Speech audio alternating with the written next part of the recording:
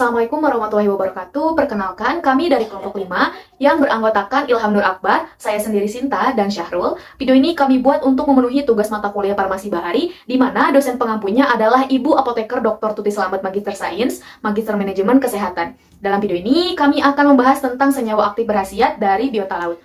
Sebagai salah satu negara kepulauan terbesar di dunia, Indonesia memiliki 2/3 daratan yang tertutupi oleh air. Indonesia memiliki lokasi yang strategis di daerah tropis dan juga statusnya sebagai negara bahari. Indonesia juga terkenal dengan iklim tropis dan satwa liarnya serta keanekaragaman hayatinya. Bagi negara Indonesia, laut yang luas merupakan sebuah peluang sekaligus masalah bagi pengembangan sumber daya perairannya. Pemanfaatan biota laut saat ini tidak hanya untuk konsumsi manusia saja, tetapi juga menghasilkan penelitian yang lebih mutakhir dan kontemporer, seperti penemuan obat-obatan baru yang memanfaatkan komponen dasar dari biota laut. Lalu, apa saja sih manfaat atau senyawa berkhasiat dari biota laut yang dapat dimanfaatkan dalam bidang farmasi? Yuk, mari kita simak videonya. Baik, saya dengan Syahrul Hidayatullah Iskandar. Di sini saya akan memaparkan materi tentang biota laut. Menjadi sumber yang kaya dan menjanjikan untuk penemuan zat aktif adalah biota laut. Berbagai zat dan sifat farmakologis yang menarik telah diciptakan oleh makhluk laut, termasuk tanaman, hewan, dan mikroba. Potensi besar biota laut sebagai sumber bahan alami untuk pengembangan obat telah ditemukan melalui penelitian yang dilakukan secara beberapa dekade terakhir. Biota laut mencakup semua bentuk kehidupan di lingkungan laut ataupun di perairan garam, termasuk organisme yang hidup di dalam air, di permukaan laut, dan di mikroorganisme seperti bakteri, virus, dan plankton, hingga organisme makro seperti ikan, molukus, terumbu karang, dan mamalia laut. Lalu di sini saya akan menjelaskan tentang jenis-jenis biota laut. Yang pertama yaitu ada jenis planktonik. Apa itu planktonik? Jadi planktonik adalah jenis biota laut yang berenang dan mengapung mengikuti arus. Dan karena keterbatasannya, planktonik ini tidak dapat melawan arus. Jenis planktonik terbagi menjadi dua kelompok, yaitu kelompok hewan atau bisa disebut zooplankton dan tumbuhan yang bisa disebut dengan fitoplankton. Yang pertama itu ada tadi zooplankton. Jadi zooplankton adalah jenis organisme yang sebagian besar hidupnya di perairan. Di perairan permukaan dengan ukuran tubuh lebih dari 0,05 mm. Zooplankton mencakup organisme termasuk protozoa kecil dan metazoan besar. Lalu spesies zooplankton tidak menyebar merata tapi secara acak di dalam suatu wilayah laut, yang mana sumber makanan dari zooplankton adalah fitoplankton. Lalu fitoplankton mempunyai tubuh transparan dan bentuk dan ukuran yang beragam serta membentuk yang menyerupai hewan. Lalu poin yang kedua yaitu ada yang tumbuhan, itu ada fitoplankton. Apa itu fitoplankton? Jadi fitoplankton merupakan organisme perairan yang menempati posisi sebagai produsen primer pada rantai makanan dan dasar dari jaring-jaring makanan. Fitoplankton dapat melakukan fotosintesis karena memiliki klorofil sehingga mampu menyerap cahaya matahari. Jadi lalu hasil fotosintesisnya fitoplankton berupa bahan organik. Inilah yang dinamakan fitoplankton. Lalu tadi poin yang kedua dari biota laut itu ada bentos. Jadi apa itu bentos? Bentos adalah tumbuhan dan hewan yang hidup di atas atau di bawah dasar laut atau di area yang disebut tubuh wetland zone dan dasar daerah tepian. Bentos berbeda dengan plankton yang hidup mengembang di air. Bentos merupakan kelompok organisme laut, baik tumbuhan maupun hewan laut, yang hidupnya dengan cara menemukannya dari dasar laut, seperti rumput laut, bunga karang, dan lain-lainnya. Lalu bentos juga sanggup menahan kekeringan, namun sejenis tanaman berbunga seperti karang, tiram, teripang, bintang ular, anemon laut, bintang laut, berbagai molukus, serta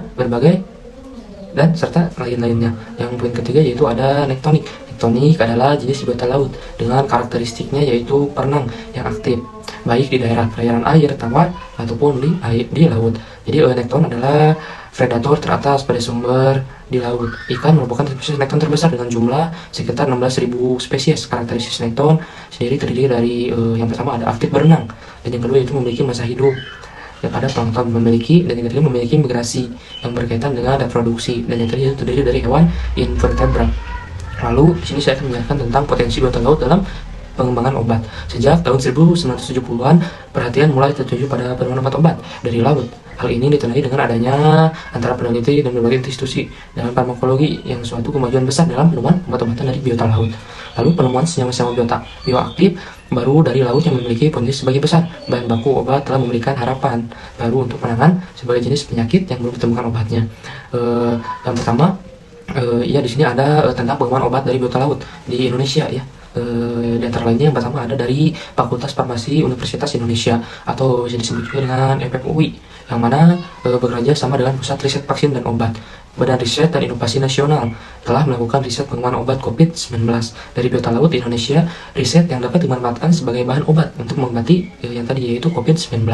Lalu yang keduanya yaitu ada dari LIVI, juga sedang menggunakan potensi ekstrak badak yang disebut kasila dari biota laut sebagai obat herbal antivirus COVID-19.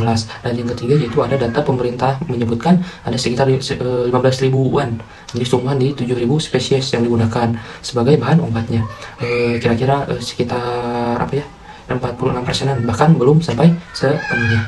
Lalu biota laut telah menjadi sumber potensial untuk senyawa aktif berkhasiat dengan alasan-alasannya. Yang pertama, alasan yang pertama bisa dari keanekaragaman hayati, yang mana lingkungan laut memiliki keanekaragaman hayati yang sangat tinggi. Berbagai organisme laut hidup dapat ekosistem yang berbeda, terpapar kondisi lingkungan yang unik, dan berinteraksi dengan mikroorganisme lainnya. Hal ini menyebabkan evolusi senyawa kimia yang berbeda dan kompleks dalam biota laut. Jadi sehingga meningkatkan kemandangan menemukan senyawa dengan aktivitas yang tadi farmakologi yang unik. Dan yang kedua yaitu lingkungan yang keras.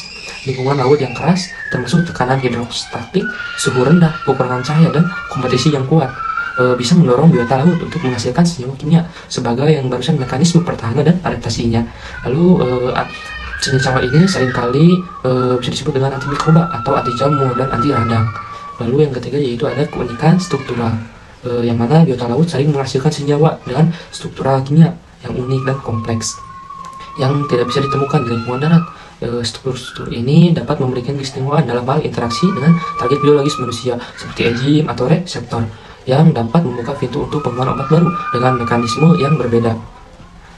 Poin yang keempat yaitu ada aktivitas biologis yang kuat, yang mana senyawa-senyawa yang ditemukan dalam biota laut seringkali memiliki aktivitas biologis yang kuat dan beragam. Jadi mereka dapat bakteri, anti jamur, antivirus, anti kanker, atau lain-lainnya. Dan yang kelima yaitu potensi belum tereksplorasi sepenuhnya. Jadi gimana potensi belum tereksplorasi sepenuhnya? Yang mana meskipun penelitian tentang biota laut telah berlangsung selama beberapa dekade, jadi masih banyak yang belum terungkap dan belum diteliti dengan baik. Yang mana keanekaragaman hayati dan kompleksitas lingkungan laut menawarkan peluang besar untuk menemukan senyawa-senyawa baru dengan yang tadi aktivitas farmakologis yang menarik. Lalu di sini saya akan menjelaskan tentang sejarah penemuan senyawa alam dari bahan laut. Manusia telah lama memanfaatkan sumber daya alam untuk memenuhi kebutuhan obat untuk mengobati berbagai penyakit, yang mana pengembangan sumber daya alam sebagai sumber obat tradisional seperti jamu-jamuan telah sangat penting bagi kehidupan manusia selama ribuan tahun. Jadi berbagai jenis tanaman malaria, diabetes, radang sendi, gangguan hati, jantung, atau lain-lainnya untuk mengobati penyakit baru-baru ini sesuai dengan kebutuhan zaman. Selain itu, faktor-faktor sosial politik seperti ketersediaan musiman, penelitian menyeluruh terhadap beberapa spesies tanaman langka. Oleh karena itu, para peneliti mencoba menemukan obat dari sumber biota laut berdasarkan versi sejarah peperangan ungu Lirian yang dibuat oleh Venesia dari sekitar 1600 SM, biota laut tertua. Jadi selama bertahun-tahun sumber bahan alam laut terbatas pada senyawa metabolit dari ikan dan ganggang laut. Beberapa senyawa yang masih digunakan ini termasuk biopolimer laut seperti agar dan keragaman seperti vitamin A dan D dari minyak hati ikan dan asam lemak. Lalu pada tahun 1950-an, penemuan spongirimen dan spongirinan vervarin di Karibia membawa terobosan yang hebat baru. Lalu senyawa anti kanker turunan ARA merupakan obat antivirus dan ARAC merupakan tersebut ya. Jadi berbagai senyawa bahan dari berbagai biota laut seiring dengan perkembangannya iptek, khususnya yang menggunakan kolom kromatografi. Beberapa diantaranya adalah cefalosforin C. Sebelum senyawa metabolit sekunder yang berhasil diisolasi dari jamur Acerminum cyanogenum, senyawa ini diperoleh dari sampel air laut Mediterania di dekat sana sekitar 1940-an. Temuan ini melalui evolusi kelas antibiotik. Jadi kajian senyawa bahan alam laut terus berlanjut. Weinheimer dan mempublikasikan kandungan tinggi dalam gorgonian. Jadi meliputi senyawa anti kanker, antibiotik dan antivirus, dan diperkirakan bernilai jutaan dolar. Jadi keuntungan tahunan obat berdasarkan senyawa turunan spon laut untuk mengobati herpes misalnya mencapai puluhan hingga ratusan juta dolar. Oleh karena itu muncul minat di kalangan ilmuwan dan perusahaan biotek berinvestasi dalam penelitian dan pengembangan obat-obat baru dari laut, terutama dari invertebrata laut di ekosistem terumbu karang. Keterkaitan ini sangat didukung oleh fakta bahwa genom manusia sebagian besar telah dapat diurutkan sekarang, sehingga membuka peluang baru untuk menemukan target obat yang juga memiliki potensial baru, yang mana dengan analisis kandungan gen dalam genom manusia telah membuka wawasan penting tentang struktur fungsi protein yang dikodekan, lalu serta sejumlah besar kemungkinan target obat dapat ditemukan. Informasi tersebut memiliki nilai yang sangat berharga, melebihi jumlah senyawa berharga farmasi yang ada. Baik, saya akan membahas tentang sejarah pengembangan bahan alam bahari di Indonesia. Sejarah pengembangan bahan alam bahari untuk keperluan farmasi, terutama untuk obat dan pengobatan di Indonesia, dapat dikatakan telah dimulai sejak ratusan atau bahkan ribuan tahun yang lalu, ketika masyarakat pantai Indonesia secara turun-temurun menggunakan rumput laut untuk makanan atau keperluan pengobatan. Penelitian ilmiah mengenai bahan alam bahari Indonesia dimulai pada tahun 1899 sampai 1900 melalui ekspedisi Siboga yang berhasil mengumpulkan dan mengidentifikasi sekitar 555 jenis makroalga Indonesia. Studi etnobotani dan etnofarmakologi bahan alam bahari Indonesia dilakukan pada tahun 1988 sampai 1991. Hasil studi tersebut dapat diketahui bahwa sekitar 61 jenis makroalga digunakan sebagai makanan dan 21 jenis diantaranya digunakan sebagai obat herbal. Potensi bahan alam bahari yang dapat dimanfaatkan bagi pengembangan dunia farmasi dapat dibagi menjadi 3 kelompok besar, yaitu yang pertama ada kelompok flora bahari, khususnya makroalga dan tumbuhan pesisir, serta mikroalga, yang kedua kelompok fauna bahari, dan yang terakhir ada kelompok soft coral. Selanjutnya saya akan membahas tentang senyawa aktif berkhasiat dari biota laut. Yang pertama ada gikonotid. Gikonotid adalah senyawa analgesik yang digunakan dalam pengobatan nyeri kronis, terutama pada pasien yang tidak merespon atau tidak dapat mentoleransi terapi analgesik lainnya. Gikonotid adalah hasil sintetis dari peptida yang ditemukan dalam racun siput laut Conus magnus atau keong kerucut.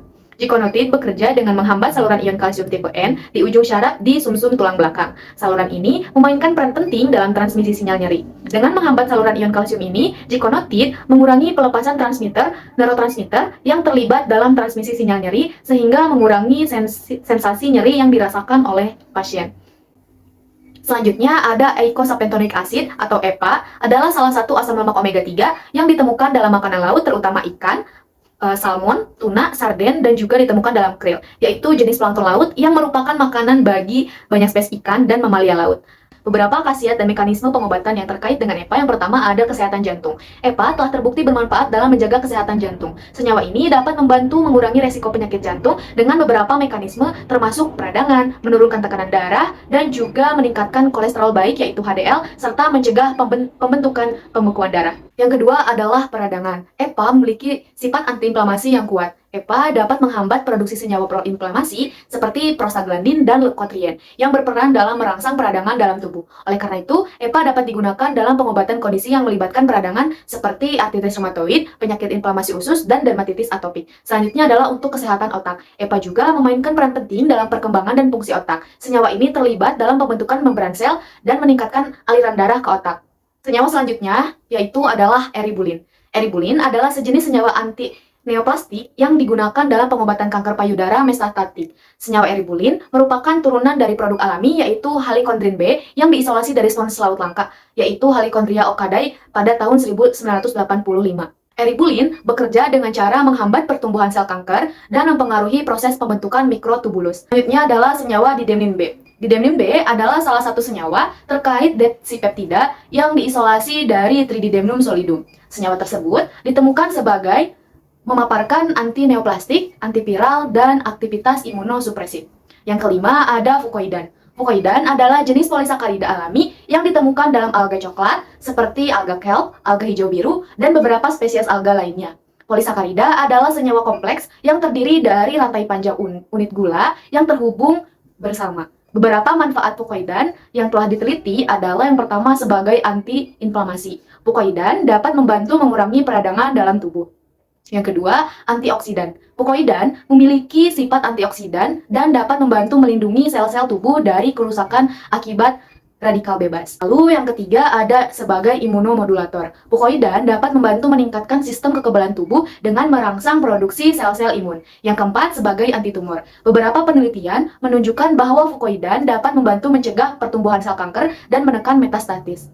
Selanjutnya adalah senyawa tetrodotoxin atau TTX, adalah senyawa neutrotoksin yang sangat beracun. Senyawa tersebut ditemukan secara alami dalam beberapa organisme laut, terutama dalam beberapa spesies ikan puffer atau pugu, katak beracun, moluska, dan organisme laut lainnya. TTX bekerja sebagai antagonis kanal natrium yang menghambat pergerakan ion natrium melalui membran sel. TTX mengganggu fungsi normal sistem saraf dan dapat menyebabkan kelumpuhan otot, gangguan pernapasan, dan dalam kasus yang parah menyebabkan kematian akibat kegagalan pernapasan. Yang terakhir ada astaxanthin. Astaxanthin merupakan pigmen karotenoid dengan struktur molekul yang mirip dengan beta-karoten. Astaxanthin memiliki aktivitas antioksidan seperti halnya senyawa karotenoid lain. Astaxanthin menunjukkan aktivitas antioksidan yang lebih kuat dibandingkan dengan beta-karoten dalam menetralisir keganasan radikal bebas sebagai penyebab penuaan dini. Astaxanthin dihasilkan oleh beberapa kelompok mikroorganisme, yaitu alga, khamir, dan bakteri. Manfaat dari astaxanthin antara lain yang pertama adalah untuk kesehatan kulit. Paparan berlebihan pada kulit yang tidak terlindung dari sinar matahari dan pada luka bakar dapat menyebabkan oksidasi, induksi sinar, peradangan, imunosupresi, penuaan, dan bahkan karsinogenesis sel-sel kulit. Studi praklinis menunjukkan bahwa diet antioksidan yang khas seperti tocopherol atau beta-karoten dapat mengurangi kerusakan tersebut. Astaxanthin diyakini melindungi kulit dan telur salmon terhadap fotooksidasi sinar UV. Temuan ini menunjukkan bahwa astaxanthin memiliki potensi yang sangat baik sebagai pelindung sinar matahari. Selanjutnya sebagai senyawa anti kanker. Beberapa penelitian telah menunjukkan efektivitas astaxanthin sebagai senyawa kemopreventif pada tikus dan mencit. Hasil penelitian dari Tanaka dan kawan-kawan menunjukkan bahwa astaxanthin melindungi mencit dari kanker kandung kemih. Selanjutnya adalah sebagai senyawa antioksidan. Dalam berbagai penelitian, astaxanthin terbukti merupakan antioksidan potensial yang dapat membantu mempertahankan kesehatan tubuh. Astaxanthin dapat melindungi sel dari oksidasi dengan mekanisme meredam oksigen kemudian melepas energi dalam bentuk panas dan menetralkan radikal bebas yang selanjutnya mencegah dan menghentikan reaksi oksidasi. Baik, untuk selanjutnya yaitu ada cara isolasi senyawa aktif dari biota laut. Di sini yaitu cara isolasi senyawa aktif dari biota laut di sini itu melibatkan beberapa langkah yang kompleks dan tergantung pada jenis biota laut dan senyawa yang ingin diisolasi. Di sini terbagi ada beberapa poin tentang isolasi senyawa aktif dari biota laut. Poin yang pertama yaitu ada identifikasi pemilihan dan pemilihan biota laut. Di sini pertama-tama biota laut yang memiliki potensi mengandung senyawa aktif dipilih dan diisolasi dan melibatkan survei dan penelitian awal untuk mengidentifikasi organisme laut yang menunjukkan aktivitas biologis yang menarik. Selanjutnya yaitu ada poin yang kedua yaitu pengumpulan dan persiapan sampel. Di sini organisme laut yang sudah dipilih dikumpulkan dengan hati-hati dan diangkut ke laboratorium. Kemudian sampel dipisahkan menjadi bagian-bagian yang relevan seperti jaringan organ atau spesifik bagian yang mengandung senyawa yang dicari. Lalu persiapan sampel juga dapat melibatkan pengeringan, penghancuran, ekstraksi, dan menggunakan pelarut tertentu. Lalu poin yang ketiga yaitu ada ekstraksi senyawa. Di sini langkah ini melibatkan ekstraksi senyawa dari sampel dengan menggunakan pelarut tertentu. Lalu metode ekstraksi yang umum digunakan termasuk ekstraksi pada cair seperti ekstraksi coklat atau ekstraksi berbasis cairan, ekstraksi pelarut organik seperti metode ekstraksi menggunakan metanol, etanol atau aseton. Lalu ekstraksi berbasis air seperti ekstraksi dengan air panas atau metode fermentasi. Selanjutnya yaitu ada poin yang keempat yaitu ada fraksinasi atau pemurnian. Ekstraksi yang diperoleh kemudian difraksinasi menggunakan teknik pemisahan seperti kromatografi kolom, kromatografi lapis tipis atau kromatografi cair tinggi atau disebut juga dengan HVLC. Untuk memisahkan senyawa yang beda berdasarkan karakteristik mereka, di sini pemurnian lebih lanjut dapat dilakukan menggunakan teknik seperti kristalisasi, filtrasi, metode pemisahan lainnya. Selanjutnya identifikasi dan karakteristik senyawa-senyawa yang diisolasi, kemudian diidentifikasi dikarakterisasi menggunakan berbagai teknik analisis seperti spektroskopi massa, spektroskopi NMR, atau spektroskopi inframerah. Lalu analisis struktural dan uji biologi untuk memverifikasi aktivitasnya. Lalu kemudian yaitu poin yang kelima, yaitu pengujian aktivitas biologis. Di sini senyawa yang diisolasi kemudian diuji untuk aktivitas biologisnya, misalnya tes antibakteri, anti kanker, anti inflamasi, aktivitas lain yang relevan sesuai dengan tujuan dari penelitian. Selanjutnya yaitu adapun kekurangan dari penggunaan senyawa aktif dari biota laut adalah sebagai berikut. Poin yang pertama yaitu ada kontaminasi lingkungan dan bioakumulasi. Nah, di sini lautan yang sering kali terpapar oleh polusi termasuk logam berat, pestisida, dan bahan kimia yang berbahaya lainnya seperti organisme laut yang menghasilkan senyawa aktif dapat terkontaminasi oleh polutan ini, dan proses bioakumulasi dapat terjadi saat senyawa tersebut terkonsentrasi dalam rantai makanan. Kemudian kontaminasi ini dapat mempengaruhi kualitas dan keamanan senyawa aktif yang dihasilkan serta memiliki potensi dan dampak negatif pada kesehatan manusia jika dikonsumsi atau digunakan dalam produk-produk tertentu. Selanjutnya itu ada poin yang kedua, itu keberlanjutan sumber daya. Di sini dalam pengambilan senyawa aktif dari biota laut yang tidak terkendali dapat menyebabkan penurunan populasi dan merusak ekosistem laut. Lalu jika tidak dikelola dengan baik, ini dapat mengancam keberlanjutan sumber daya alam dan pengetahuan dan mengurangi potensi penggunaan senyawa aktif di masa depan.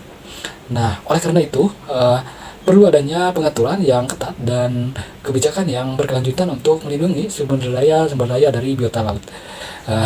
Selanjutnya yaitu lalu ada poin yang ketiga, ada kendala ekstraksi dan pengolahan. Di sini tidak semua senyawa aktif dari biota laut mudah diekstraksi dan diproses.